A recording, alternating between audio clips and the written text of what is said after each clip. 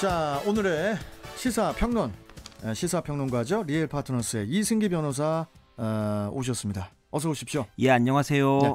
자, 첫 번째 이슈 전해주시죠. 예, 첫 번째 이슈 전하기 전에 좀 속보를 전하겠습니다. 아, 속보요? 예, 트럼프 대통령이 현지 시간으로 6시 반, 우리나라 시간으로는 잠시 후인 7시 반에 이제는 코로나19로 입원을 했는데 이제 퇴원할 예정이라고 합니다. 아, 그래요? 예, 빨리 퇴원을 하네요. 예, 퇴원을 하는데 퇴원하면서 이제 나는 이것을 극복했다라는 메시지를 이미 전달을 했는데요. 아마 향후 선거 전에서도 트럼프 대통령이 그동안 이제 이 코로나19에 대해서 이걸 감기나 독감 수준으로 많이 비유를 하면서 충분히 극복해낼 능력이 있다라고 말을 했는데 아마 그거를 뭐 쇼맨십이 워낙 강한 대통령이다 보니까 그것을 이제는 적절하게 이제 선거 운동에 활용을 하지 않을까 생각이 됩니다.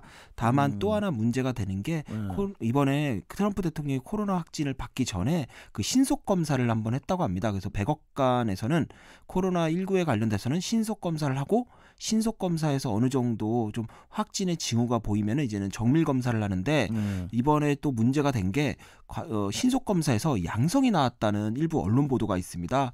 그럼에도 불구하고 트럼프 대통령이 이를 감추고 이제는 선거운동을 일부 했다라는 건데 그렇게 되면 문제가 이제 우리가 확진을 받게 되면은 결국에는 그 접촉자들이 중요하지 않습니까? 그렇죠. 접촉자의 범위가 또 달라진다는 겁니다. 그리고 또 주변에 트럼프 대통령이 또 주변 사람들한테 또 확진 사실을 함구하라라고 함구령을 내린 정황도 있다라고 하는데 지금 현재 이제 문제가 향후 대선에서 문제가 되는 거는 이제 트럼프 대통령이 이걸 극복해내는 걸 코로나19를 극복해낸 거를 선거 포인트로 삼겠지만 다른 한편으로는 정말 확진 사실을 뭐 숨긴 게 사실이냐라는 여부가 또 하나 또 관전 포인트가 되지 않을까 그렇게 보입니다. 지금 뭐 그럼 뭐 음성 판정이 나온 거예요? 네, 음성 판정이 일단은 나왔다기보다는 의료진에 따르면은 뭐 우리가 할 수 있는 조치는 다 했고 건강을 회복했고 그리고 이제는 24시간 좀 밀착 관리 세계적 수준의 밀착 관리를 받으면 된다. 그리고 더 이상 우리가 할 게 없을 정도로 호전됐다라는 표현을 썼습니다. 좀 더 구체적인 얘기는 이제 7시 반에 이제 퇴원을 우리나라 시간 7시 반에 퇴원을 하게 되면 이제 뭐 기자회견이나 이걸 통해 입장을 밝히면 그때 좀 더 자세히 알 수 있을 것 같습니다. 참 그 대선이 이제 코앞이라 비상이죠, 비상. 예. 네, 알겠습니다. 자, 다음 이슈 가볼까요? 예, 다음 이슈는 공정거래 3법 대 기업 규제 3법입니다.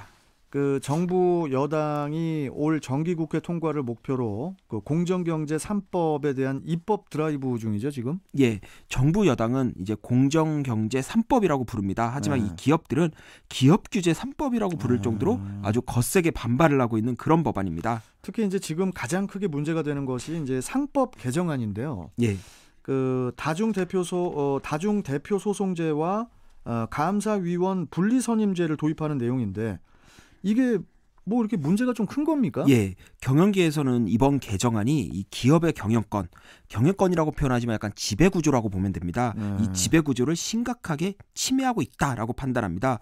우선 다중대표 소송되는 이 모회사 주주가 자회사의 불법 행위의 책임을 물어 자회사 임원을 상대로 손해배상을 할 수 있는 제도인데요.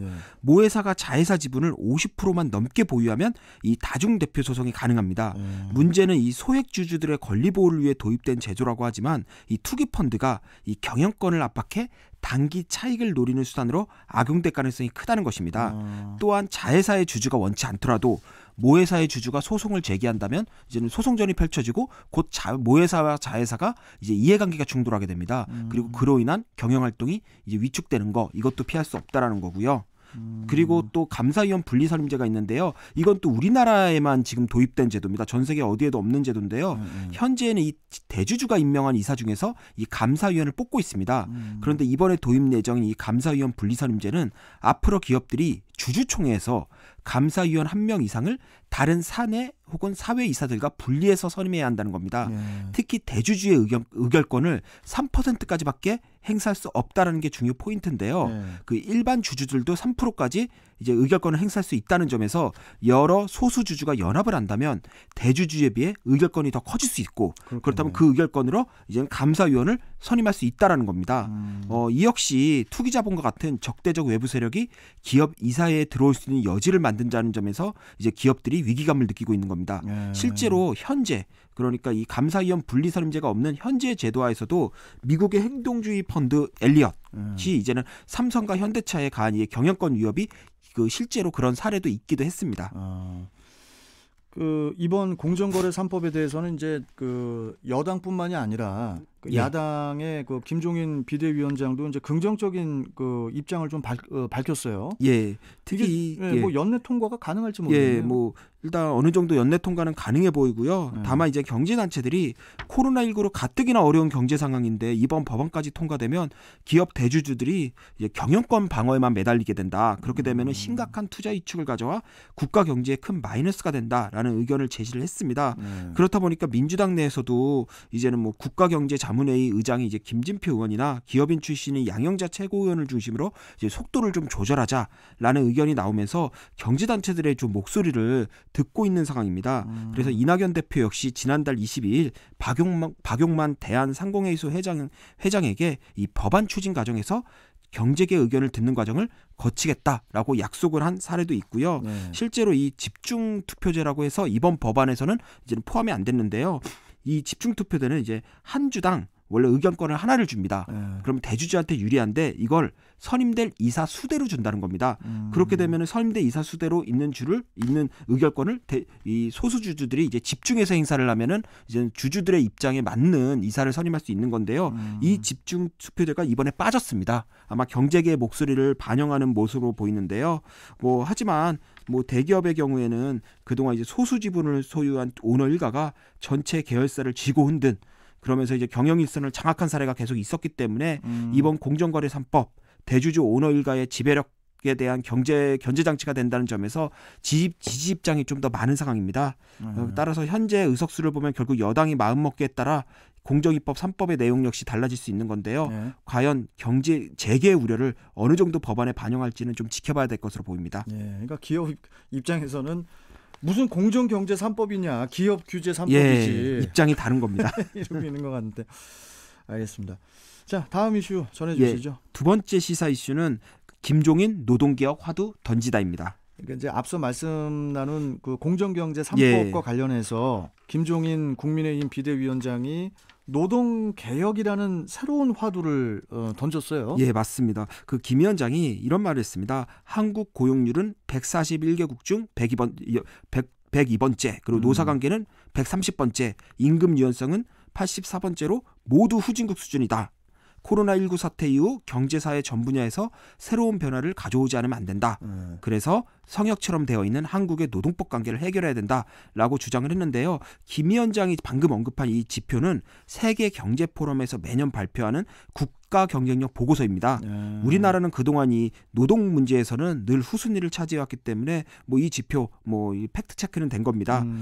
다만 이 김 위원장의 이번 발언은 양대 노조로 대표되는 이 노동계의 사회적 영향력이 점차 커지면서 이 산업 현장에서 경영계와 노동계가 마찰하는 모습이 계속 연출이 되고 있습니다.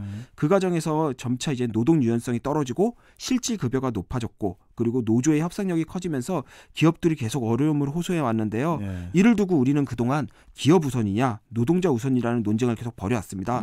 물론 기업과 노동자가 함께 가면 가장 좋겠지만 현실에서는 그런 협력 관계가 쉽지 않고요. 그렇다 보니 김 위원장이 공정거래 3법으로 기업이 선진화되듯 노동개혁을 통해 노동계도 좀 4차 산업혁명에 부합한 형태로 변화돼야 되는 거 아니냐라는 그런 차원에서 이런 발언을 한 것으로 보입니다. 당장 이제 노동계에서는 그 김 위원장의 발언이 전해지자마자 쉬운 해고와 임금 삭감을 개혁이라고 불렀던 도로 박근혜 정당의 다름 아니냐 이러면서 이제 반발을 하고 있는데 굳이 그 김 위원장이 민감한 노동개혁 이슈를 꺼내든 이유가 있을까요? 예, 이는 공정거래 3법 논란으로 흔들리고 있는 좀 당내 리더십을 좀 다잡기 위한 일면의 국면 전환 카드라고 보는 분석이 가장 설득력이 있는데요. 김 위원장이 이제 공정거래 3법과 같은 이런 경제민주화법 이것을 이제 평생의 수건이라고 공언하며 추진 의지를 밝혔습니다. 그렇죠. 하지만 당내 반발이 만만치 않은데요. 특히 국민의힘이 전통적으로 시장 자본주의 경제를 지지해온 만큼 이 당내 경제 전문가로 불리는 의원들을 중심으로 반대 의견이 계속 나오고 있습니다. 하지만 노동개혁에 대해서는 국민의힘 의원 대부분이 그 문제점을 공감하고 있거든요. 그렇다 보니까 이제 당내 이제는 리더십 다잡기용 아니냐라는 말이 나오고 있고요. 네. 결국 이 공정거래 3법 추진에 대한 당내 반발을 막고 또 전통적인 지지층이 등을 돌리지 않게 하려는 의도에서 노동개혁 이슈를 꺼내든 것으로 보입니다. 하지만 현 정부와 여당의 주요 지지 기반이 노동계입니다. 165석의 민주당이 적극 호응하지 않을 것으로 보이는데요. 네. 따라서 국민의힘이 가진 103석으로는 화두 던지기로만 끝나지 않을까, 그렇게 보는 게 좀 이게 대체적인 이제는 시선으로 보입니다. 알겠습니다. 자, 오늘 말씀 여기까지 듣고 또 내일 뵙도록 하겠습니다. 고맙습니다. 예, 감사합니다. 예. 자, 시사평론가 리엘 파트너스의 이승기 변호사와 함께 했습니다.